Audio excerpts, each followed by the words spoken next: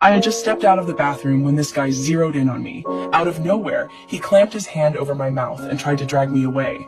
He forced me to the parking lot and carjacked someone's vehicle. Once we got in, I realized this guy couldn't even work the gear shift or figure out how to turn on the windshield wipers. As far as criminals go, I was embarrassed for him. He told me to pull over and warned me to keep my hands where he could see them while he got out to take a leak, leaving me alone in the car. When he came back, he actually apologized for being so rough earlier and asked if I'd do him a favor, pretend to be his girlfriend while visiting his parents. For some bizarre reason, I agreed.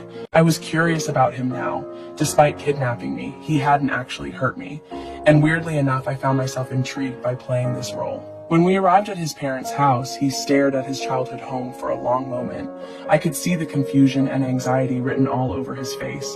He rang the doorbell, but his father just glanced at us and walked away. His mother stood in the doorway, looking completely lost, as if she didn't even recognize her own son.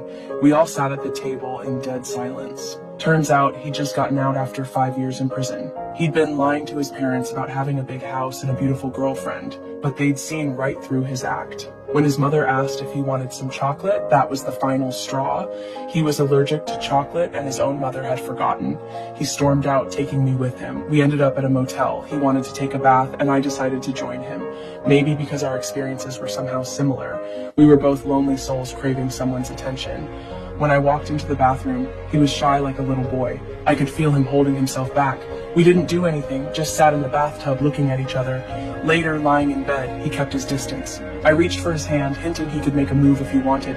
He just turned around, kissed me once, and then curled up in my arms and fell asleep. I knew something was weighing heavily on his heart.